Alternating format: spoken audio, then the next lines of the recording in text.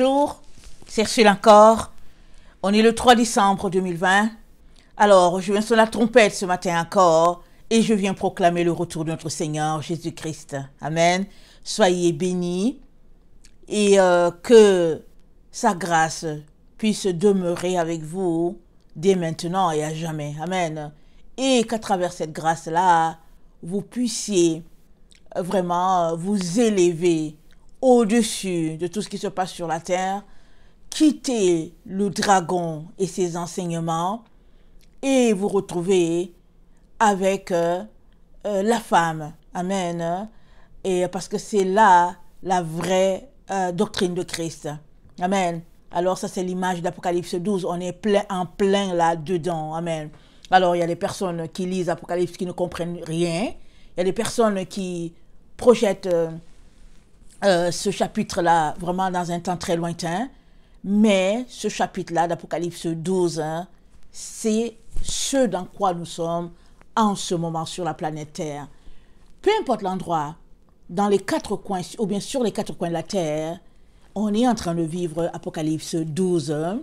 Amen.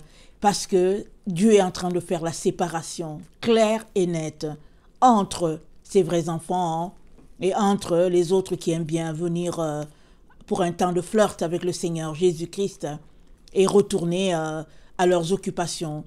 Et le Seigneur a toléré, depuis il a toléré, parce qu'on n'était pas encore dans le temps de la fin. Maintenant qu'on est dans le temps de la fin, il nous informe, il nous dit où nous sommes, et il nous dit aussi ce qu'il est en train de faire. Alors, si tu es quelqu'un qui m'entend, qui m'écoute, je viens te dire qu'il est très important que tu puisses sortir, amen, de toutes tes croyances qui ne sont pas du tout de Dieu.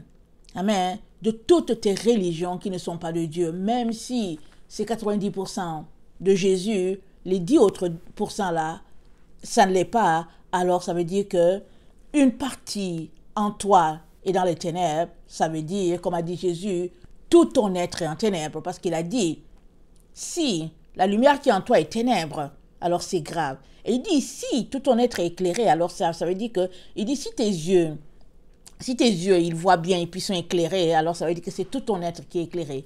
Mais si en toi, il y a une partie qui soit dans les ténèbres, alors ça veut dire que tout ton être est dans les ténèbres.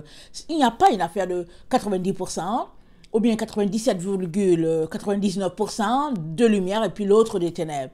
Nous sommes appelés à détester les ténèbres dans toute leur nature et à nous réfugier complètement dans la lumière. Parce que la parole de Dieu nous dit que Jésus est la véritable lumière qui est venue du Père afin de nous révéler, amen, qui est ce Dieu-là, un Dieu de lumière, amen.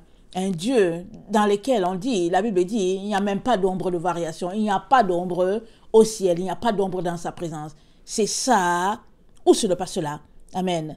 Alors nous sommes appelés à marcher dans la droiture, dans la rectitude. Amen. Et ça, vraiment, ça va dans le sens de ce que Jésus-Christ a dit. Il a dit, soyez parfaits comme votre Père. Alors ceux qui aiment raisonner vont dire, mais écoute, on ne peut pas être parfait, et puis ils vont commencer à raisonner. Il ne s'agit pas de cela. Il s'agit d'être parfait. Alors à toi de te comporter chaque jour dans la perfection, dans tout ce que tu fais. Si bien que si tu as posé une action qui ne t'est pas parfaite, ce serait bien que tu la changes. Et c'est de ça que Jésus est en train de parler. Alors c'est ton esprit, ton attitude qui soit connectée au vrai ou bien qui soit connectée au faux. Et s'il y a quelque chose en toi qui soit fausse, alors cette chose-là périra, mais toi avec, parce que c'est trouvé en toi. C'est pourquoi nous sommes appelés à sanctifier notre corps, qui est le temple du Saint-Esprit. Parce qu'il y a des gens qui disent que, oh non, mais c'est pas grave et tout ça, l'extérieur c'est pas grave. Oh oui, c'est grave. Si l'intérieur, à ton avis, est pur et que ça loge dans un récipient ou bien une boîte qui soit sale, alors pas compliqué de conclure. Amen. Parce que tout ce qui est propre ne supporte pas ce qui est sale. Alors si toi tu penses donc que tu es d'un esprit pur, il serait important que tout ton extérieur soit pur. Très très important. Amen. Du temps de Jésus avec les pharisiens, ils nettoyaient l'extérieur, alors que l'intérieur était plein d'épines et puis de rapaces et tout cela, et de ronces. Mais en notre temps, les gens nettoient l'intérieur et ils disent que l'extérieur, c'est pas grave. Et tu les vois à l'extérieur, ils ont des tatous partout, ils ont des pantalons troués, des jupes percées et puis des décolletés, toutes sortes d'histoires. Ils disent, c'est pas grave, c'est pas grave. Et oui que c'est grave. Et oui que c'est grave. Donc, Jésus dit, si l'intérieur est nettoyé, l'extérieur avec. Ou, si l'extérieur est nettoyé, l'intérieur doit l'être aussi. À bon entendeur, salut. Amen. Alors, aujourd'hui, je viens parler de un seul groupe retournera à Jérusalem. Amen. Un seul groupe retournera à Jérusalem. Il n'y aura pas de groupe. Il n'y aura pas le groupe des Juifs et le groupe des chrétiens. Il n'y aura pas le groupe des musulmans et puis le groupe des... Non, il n'y en a pas. Amen. Si le musulman veut être sauvé, il est appelé à donner sa vie à Jésus-Christ. C'est tout. Parce que Jésus-Christ est le seul pont. C'est la voie. Amen. Alors, tout cela pour dire que on va aller dans le texte que le Seigneur m'a donné.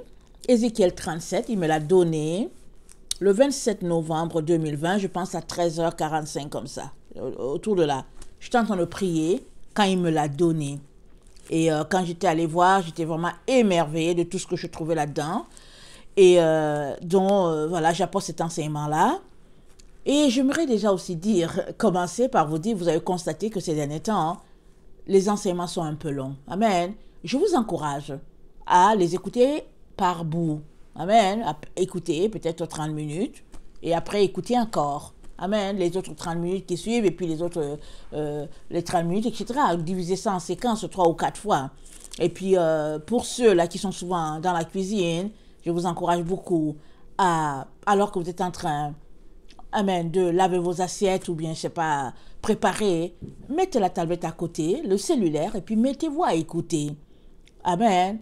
Alors, ça sera bien avec une feuille à côté. Vous allez peut-être prendre des références pour aller lire pour vous-même. Alors, c'est pas parce que j'aimerais que les enseignements soient longs, mais c'est tout simplement que le Seigneur aimerait que tout le monde puisse être éclairé. Amen. Et puis savoir ce qui se passe vraiment. Parce que si tu es dans les ténèbres, tu ne peux pas être sauvé. Mais une fois que ces ténèbres-là sont ôtées de devant toi, tu vois la lumière clairement et tu n'as pas le choix que de quitter les ténèbres et de te retrouver dans la lumière.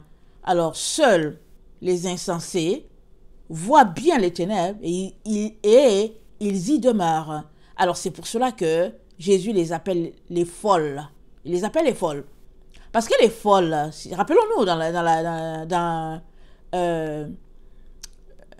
la parabole des 10 vierges, elles sont parties ensemble, elles étaient excitées à la rencontre du Seigneur. Curieusement, elles n'ont pas pris de réserve d'huile qui leur donnerait de soutenir ces moments-là, de tenir. Tant il est vrai que l'attente ne dépend pas de nous, mais ça dépend de notre Seigneur, parce que c'est lui qui connaît le jour. Et le jour, il nous a dit, c'est le Père qui décide. Alors, pour comprendre que ça, c'est une donnée qui ne vient pas de nous, alors on devrait se préparer pleinement jusqu'à ce moment-là, le jour où il viendra. Amen. Parce que Paul dit, et nous qui sommes restés vivants, nous serons changés. Qui sera vivant ce jour-là? Qui ne le sera pas? On ne sait pas. Mais ce qu'on doit savoir, c'est que non seulement sommes-nous appelés à marcher dans la vérité, amen, et nous sommes appelés à avoir suffisamment de réserve pour pouvoir tenir jusqu'à ces moments-là. Pour le moment, vous avez l'impression que tout est sous contrôle. Vous pouvez continuer à aller à votre maxi, votre métro, votre épicerie tranquille. Vous avez tout ce que vous voulez. Mais vient le temps où il y a des choses que vous ne pourrez plus avoir chez vous.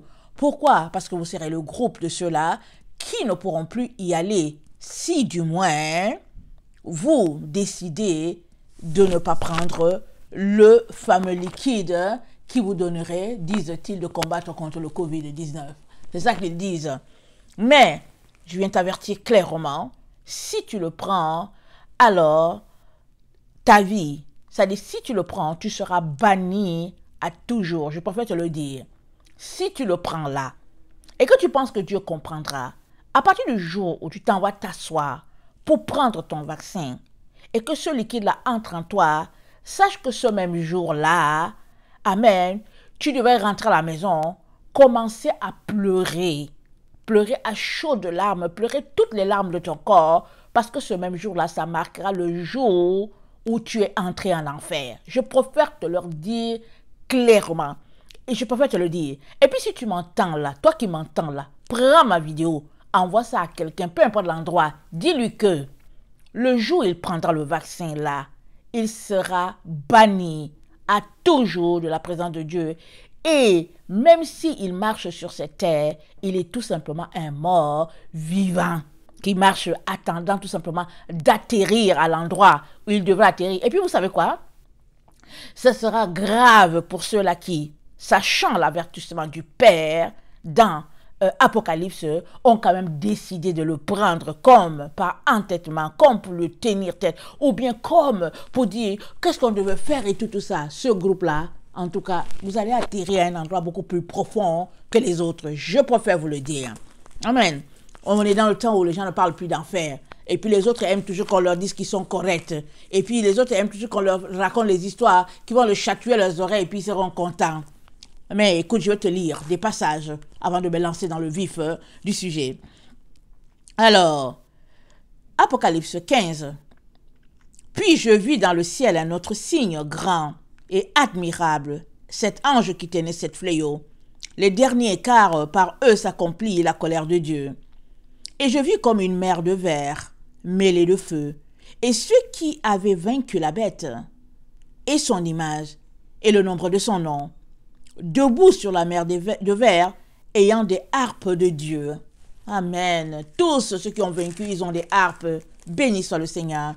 Et ils chantent le cantique de Moïse, le serviteur de Dieu, et le cantique de l'agneau en disant, « Tes œuvres sont grandes et admirables, Seigneur Dieu Tout-Puissant. Tes voies sont justes et véritables, roi des nations. » Pourquoi ils ont reçu des harpes et qu'ils chantent? Ils n'ont pas prié, ils n'ont pas adoré la bête, ils n'ont pas pris son image et ils n'ont pas pris la marque. Ils ont refusé tout simplement.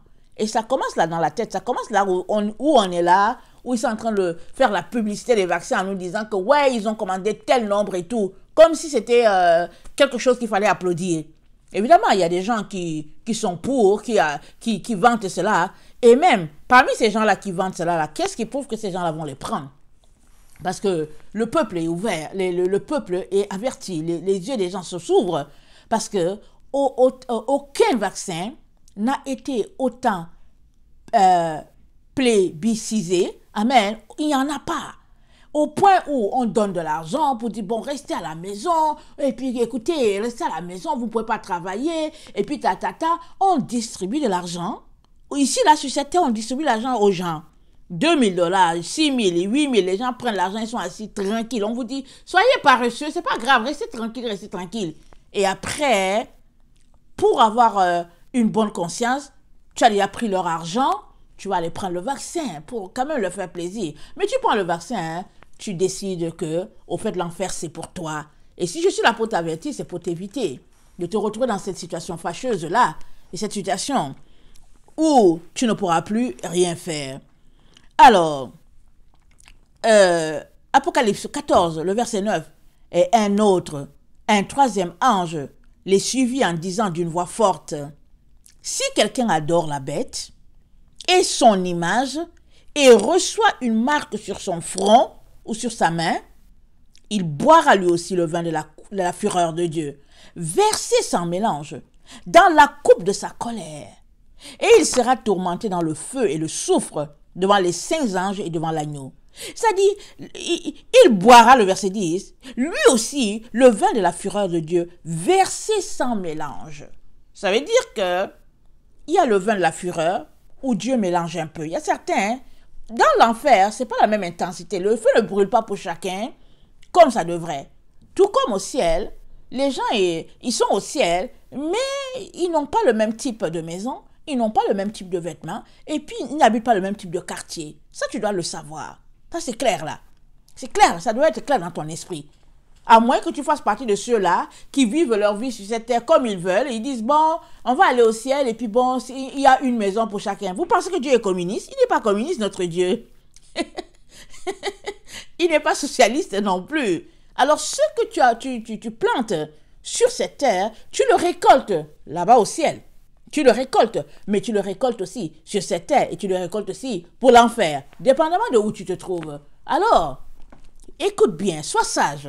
Alors, le vin de sa fureur, là, ce sera versé sans mélange. Pour certains, pour ceux-là qui auront pris la marque de la bête, qui auront accepté qu'il y ait quelque chose sur leurs mains, sur leur front, amen, et puis qui auront adoré la bête et son image. Apocalypse 13, le verset 16, et c'est dit, elle fit que tous, petits et grands, riches et pauvres, libres et esclaves, reçussent une marque sur leurs mains, droite ou sur leur front, et que personne ne put acheter ni vendre, sans avoir la marque, le nom de la bête ou le nombre de son nom. C'est ici la sagesse. Que celui qui a l'intelligence calcule le nombre de la bête, car c'est un nombre d'hommes et son nombre est 666. Pour le moment, les choses semblent tranquilles. Vous savez pourquoi? Parce que Noël arrive, alors ils veulent qu'on aille dépenser. Alors voilà, on a l'impression que tout est correct et la banque, tout est là et puis voilà. Mais j'ai déjà écouté un spécialiste qui a été invité, amen, et il a dit à la chaîne qu'il a invité, il a dit, tout est prêt pour que nous puissions déclencher que, voilà, maintenant, on ne peut plus retirer l'argent, on peut juste y déposer. Il dit, tout est prêt. Et évidemment, c'est une chaîne chrétienne aux États-Unis, et le monsieur, il travaillait à la banque, quand il a vu ce qui se passait, il a démissionné, il est parti. Mais il sait comment ça a fonctionné, il sait comment le système était déjà en place, il sait tout. Il dit, tout est prêt pour qu'un jour, tu te retrouves à la banque et tu te rends compte que tu ne peux plus retirer l'argent. Tout ce que tu peux, c'est y déposer. Et puis, finalement, ceux qui pourront acheter ou vendre, est-ce qu'ils ont la marque ou pas? Est-ce qu'ils ont pris le vaccin ou pas? S'ils ne l'ont pas aussi, eux aussi ne pourront pas. Et puis, ce n'est pas quelque chose de secret. Quand M. Trudeau a fait son allocution, amen, devant tout le monde, hein, et qu'il a demandé, il a demandé que ce soit Reset Zero, dit-il, pour aider les pauvres, et puis pour créer un certain équilibre et tout ça. C'est ça qu'il a dit. Mais entre vous et moi, là, le fossé ne fait que se creuser depuis des siècles. Pourquoi est-ce que c'est maintenant qu'ils décident subitement, hein, de dire qu'ils vont mettre un certain équilibre? Depuis quand ils se soucient des pauvres? Depuis quand, hein, le monde dans lequel on est se soucie des pauvres? Hein? Posez-vous la question. Mais malheureusement, hein, ceux, les séduits, amen, vont dire, ah ouais, c'est une bonne chose. Et puis les autres qui ont beaucoup d'argent vont s'énerver, ils vont dire, ah non, mais moi je travaille dur, c'est pas pour donner mon argent. Mais finalement, quand ils vont comprendre que on va les faire sortir de leur maison, alors ils vont prendre. Alors c'est là que les enfants de Dieu vont se retrouver, amen, en tout cas coincés. Alors ceux qui aiment bien leur chair, ceux qui aiment bien leur personne, vont céder. Ils vont prendre le vaccin. Amen. Avec, comme ils ont toujours vécu d'illusions, comme ils raisonnent toujours et qu'ils pensent qu'ils ont raison, ils vont finir par dire Dieu va comprendre. Alors ils vont prendre. Ils vont vivre la pluie et le beau temps. Mais les autres là qui comprennent, il y en a déjà plusieurs qui sortent de leur maison déjà. Ils fuient dans les pays où c'est chaud. Mais pour les gens qui sont au Canada, pendant qu'ils sont en train de prêcher là, je regarde à travers ma fenêtre là, je vois que c'est blanc, c'est plein de neige. Alors pour ceux qui sont au Canada, je ne sais pas comment ils vont faire pour fuir, pour aller là-bas là où il fait froid. Surtout que on est dans un temps de climat vraiment où on atteint les moins. Amen. Alors, il est très important qu'on comprenne que on est dans les temps où on doit choisir. Et ça doit être clair. Excusez-moi pour le téléphone. Amen. Ça doit être clair. On ne peut pas s'amuser et on ne peut pas, disons, raisonner dans notre sens. Et si Dieu nous a avertis, c'est parce que ça va arriver. Amen. Ça va arriver que il y a un groupe qui se retrouvera à aller prendre le vaccin. Parce qu'ils ont grandi dans la facilité. Ils ont eu l'évangile de complaisance. On leur a dit que, en tout cas pour nous chrétiens, en tout cas Jésus nous a sauvés, alléluia, amen. Ils ne jeûnent même pas, des gens qui ne sont même pas capables de se priver de quoi. Ils ont tout reçu dans la vie. Et puis même ils sont là, ils s'asseyent, quand ils prêchent même, ils essaient de calculer combien ils vont atteindre le niveau salarial. Et puis toutes ces bêtises-là, ils sont là-dedans.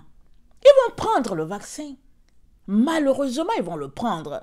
Parce que ils n'écoutent pas les messages comme les miens. Amen. Parce qu'on continue ils continuent de chercher les messages qui leur font du bien, qui les chatouillent l'oreille.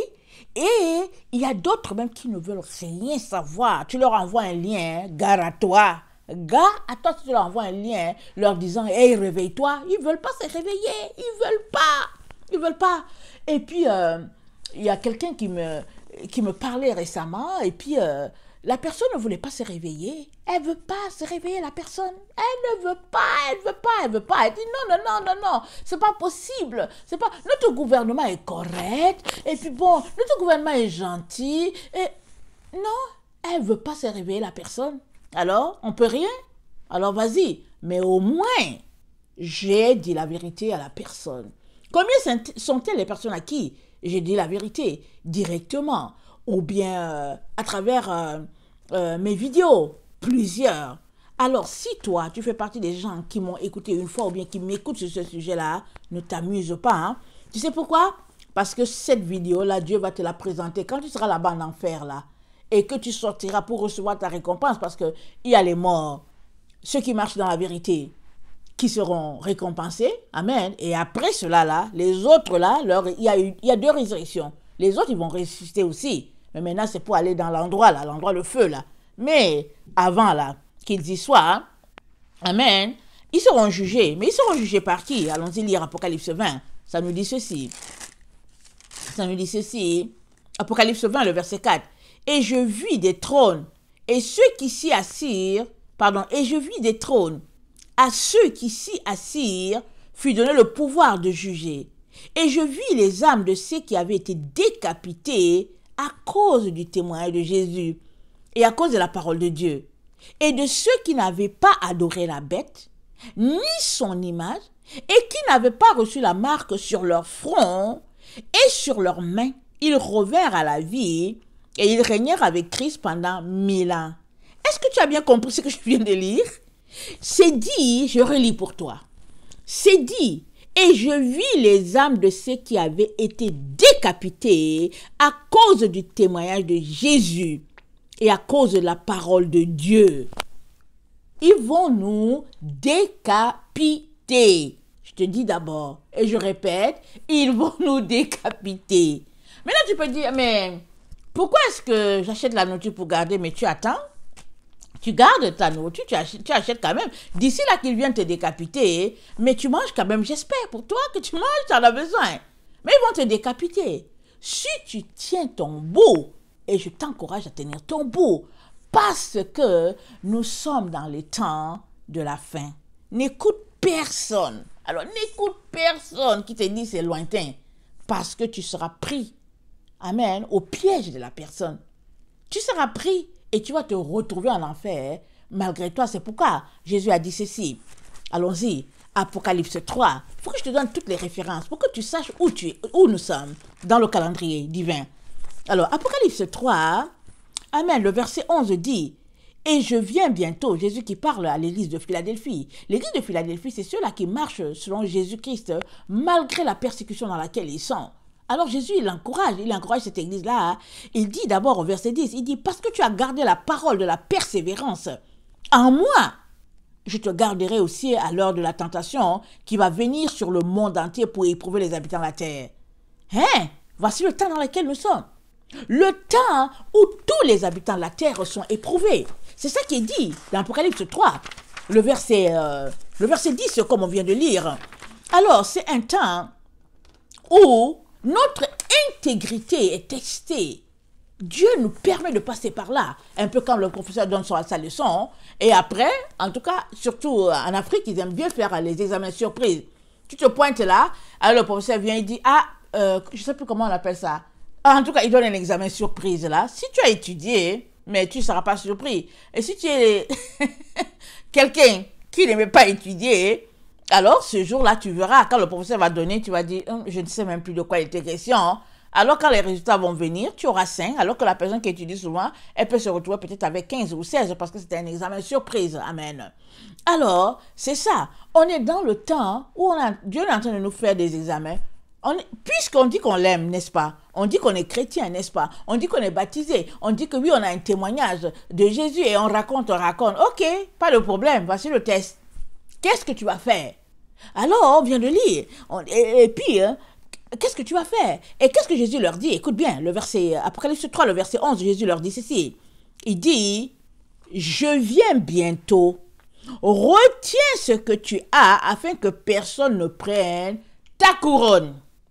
On est dans les temps où les autres volent les couronnes des autres. Les uns volent les couleurs, les uns volent les couronnes des autres. Mais comment?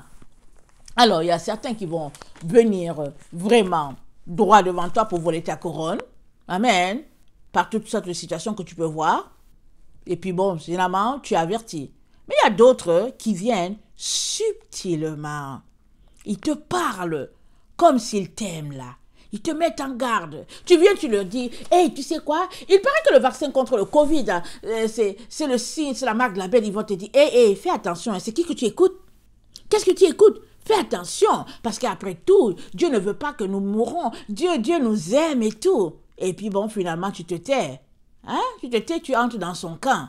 Et puis, tu sais quoi? Pire, il y a des chrétiens qui se rassemblent pour prier pour que ça ne puisse pas arriver et que le gouvernement puisse leur donner, puis le gouvernement puisse donner aux églises de se rassembler encore et que vraiment, que Dieu nous aide, que ça ne puisse pas arriver. Il y a des chrétiens qui prient comme ça pour te dire combien ils sont cuits dans le sommeil. Excusez-moi de rire. Ils sont préparés. Ils sont préparés. Ils sont cuits dans le sommeil. Ils ne veulent pas se réveiller. Et puis, ils brillent pour que ça n'arrive pas. Mais ça fait plus de 2000 ans que nous avons été avertis que cela allait arriver. Je ne sais pas quand est-ce que l'apôtre Jean a reçu la prophétie. Apparemment dans les années 60. Amen. Les années 60. Et si Jésus est mort, peut-être vers les années, je ne sais pas si c'est 26. Amen. Si Jésus est mort vers là, alors la prophétie a été donnée vers les années 60, paraît-il. Alors 30 ans après que Jésus soit parti, la prophétie a été donnée. Et la prophétie a marché jusqu'à nous. Et elle est en pleine réalisation. Mais il y en a qui sont cuits dans le sommeil, qui continuent de prier pour que cela ne puisse pas arriver.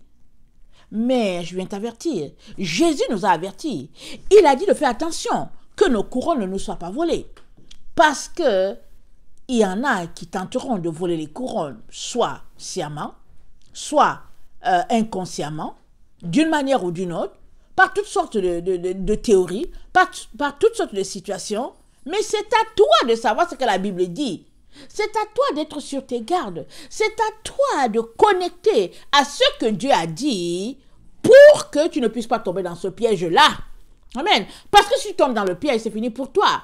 Quand les disciples ont dit à Jésus, quand est-ce que ça va arriver? Alors que Jésus était assis sur la montagne en train de leur parler de la fin des temps, Jésus leur a dit, prenez garde que nul ne vous séduise. Que nul. Parce que si tu es séduit là, tu ne vas pas arriver. Tu es déjà séduit. Tu es séduit, tu prends un autre chemin. Tu n'es pas avec Jésus. Alors il leur dit, le point de départ là, c'est de ne pas être séduit. Tu n'arriveras pas autrement.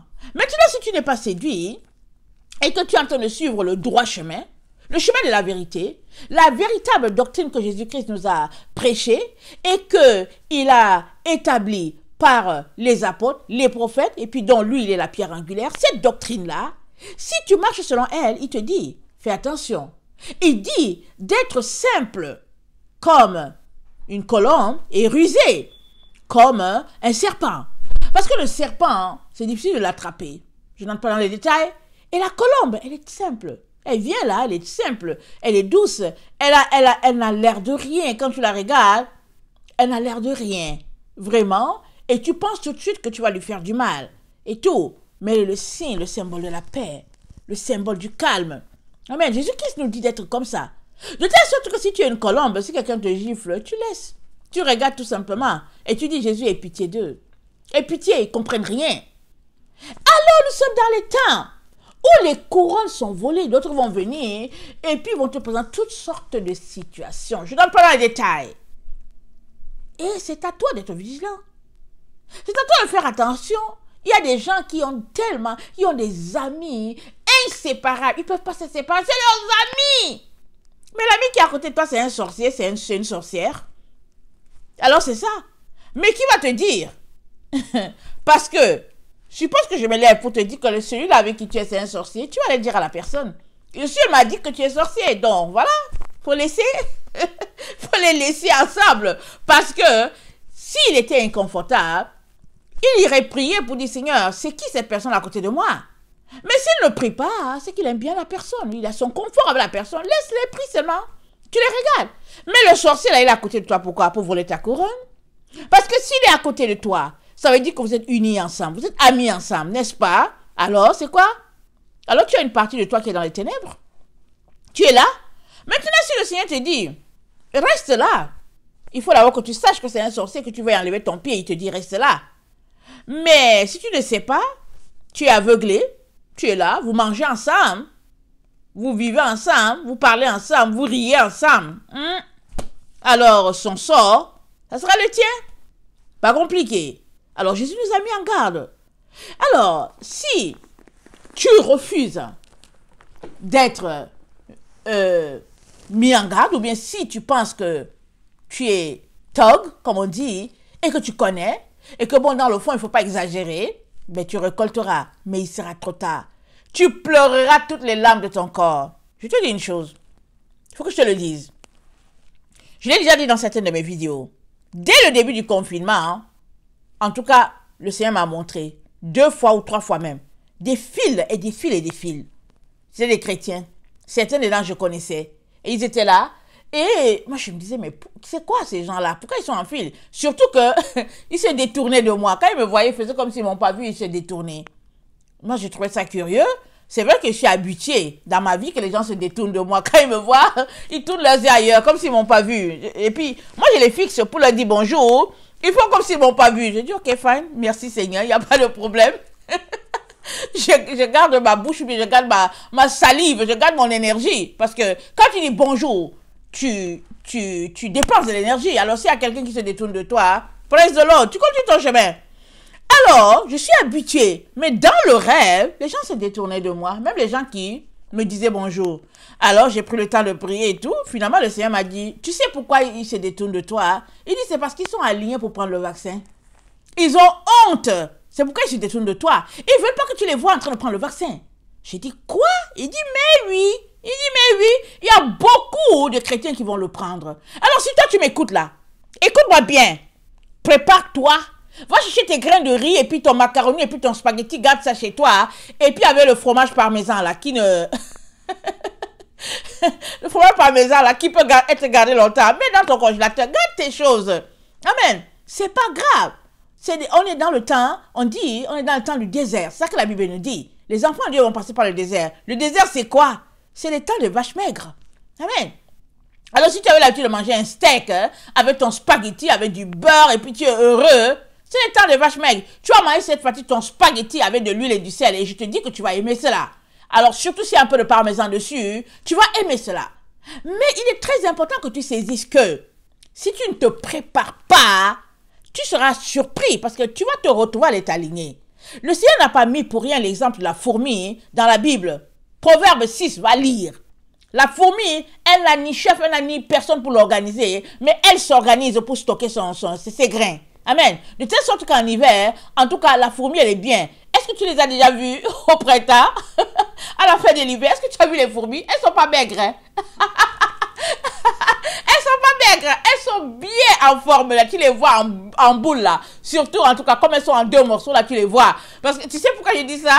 Parce que quand j'étais dans mon pays, amen, mon pays d'origine, au Cameroun, je vais m'asseoir pour regarder les fourmis aller ramasser leurs grains. Je vais m'asseoir là, alors je les regardais et tout ça.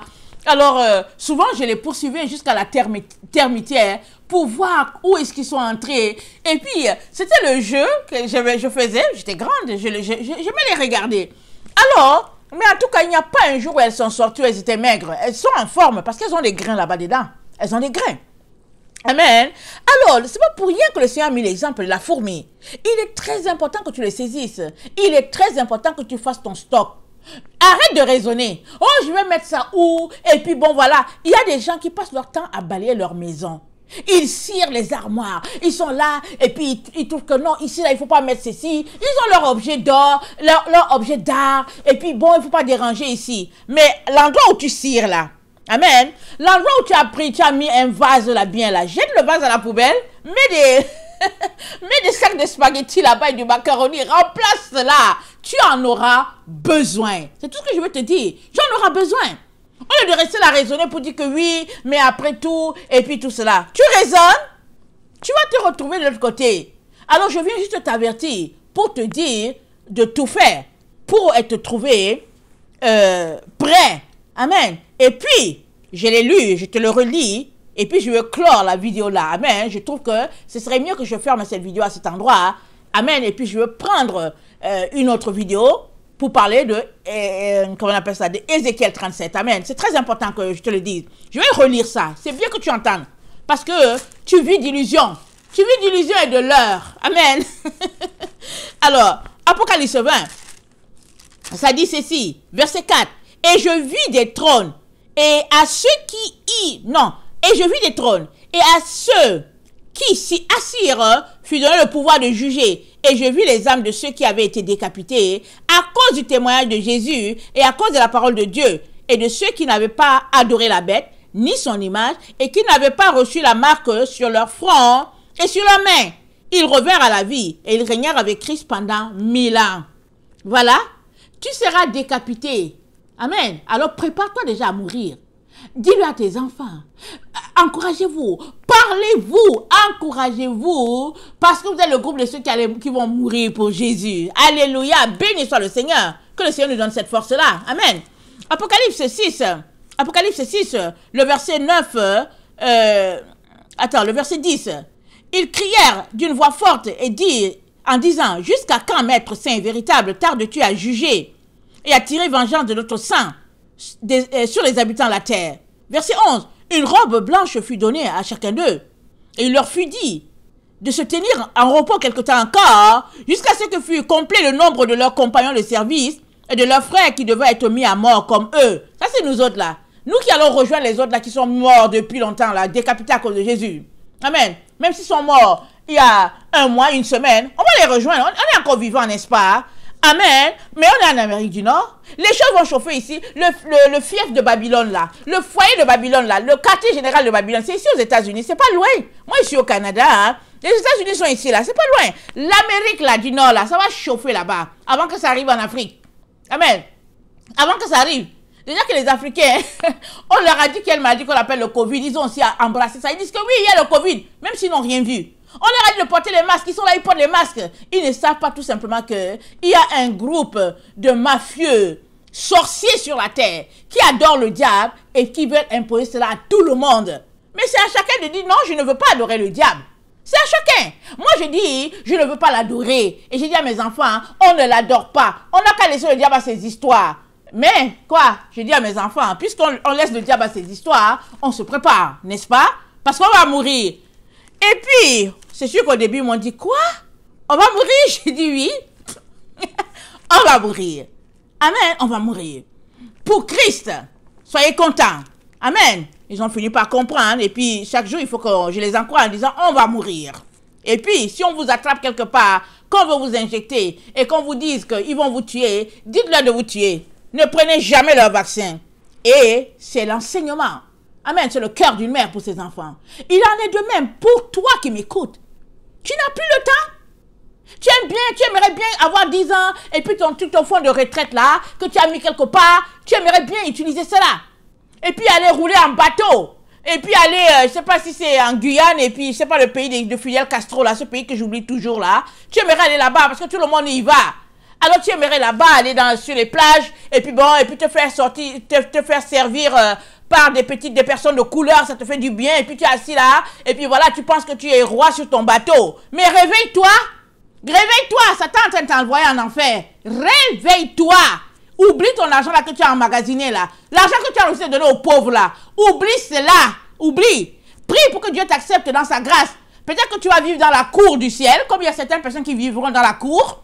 Amen. Peut-être que tu vas vivre dans la cour, mais au moins tu auras échappé.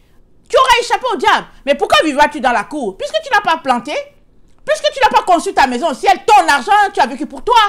Tu as refusé d'aider les pauvres. Alors tu arriveras quand même au ciel. Si du moins tu prends mon conseil. Tu arriveras au ciel, tu vivras dans la cour, c'est déjà mieux que rien. Amen. Alors, que le Seigneur nous donne de pouvoir vraiment prendre les bonnes décisions et de ne pas se laisser leurrer, de ne pas se laisser séduire. Amen. Je vous aime beaucoup et Dieu davantage. Maranatha, Jésus revient. Amen et Amen.